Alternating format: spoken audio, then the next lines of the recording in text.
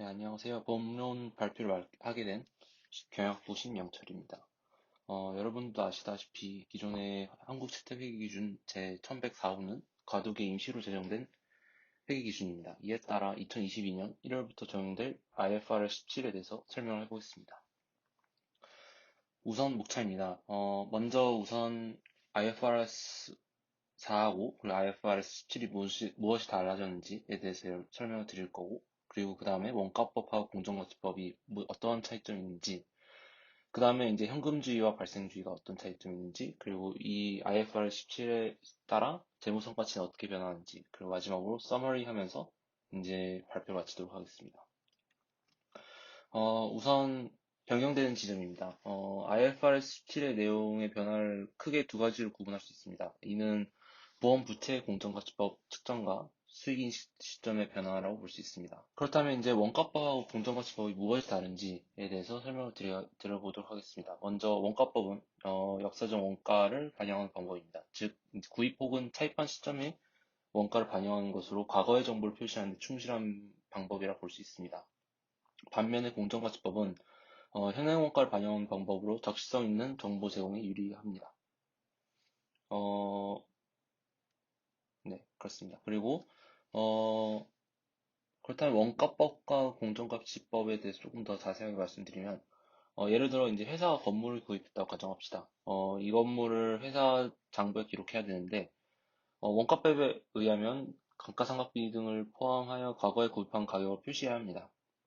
반면에 공정가치법에 의하면 현재 시장에서 거래되는 가격을 표시합니다. 한마디로 원가법에 비해서 아까 말씀드렸듯이 공정가치법은 더 적시성 있는 정보를 제공하게 됩니다.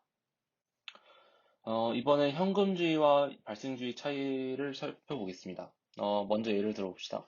우리가 새우깡을 판매하는 회사라고 가정합시다. 구매자와 2019년 12월 28일에 판매 계약을 체결하고 2020년 1월 12일에 상품을 인도하고, 그리고 현금 유입은 2020년 1월 15일에 있다고 가정을 해봅시다. 현금주의에 따르면 장부의 수익을 인식하는 것은 2020년 1월 15일이고, 그리고 발생주의에 따르면 수익은 2019년 12월 28일에 인식합니다. 그렇다면 현금주의와 발생주의 차이는 무엇이 있을까요? 우선 현금주의는 경영성과를 왜곡할 가능성이 존재합니다. 왜냐하면 회계에서 가장 중요한 수익 비용 인식 대응의 원칙을 어길 우려가 있기 때문입니다. 반면에 발생주의는 경영성과를 왜곡할 이런 우려가 현금주의에 비해서 적습니다. 그럼 어떻게 재무 성과치가 변화할지에 대해서 한번 살펴보도록 하겠습니다. 우선 부채 비율이 증가할 것으로 예상이 됩니다.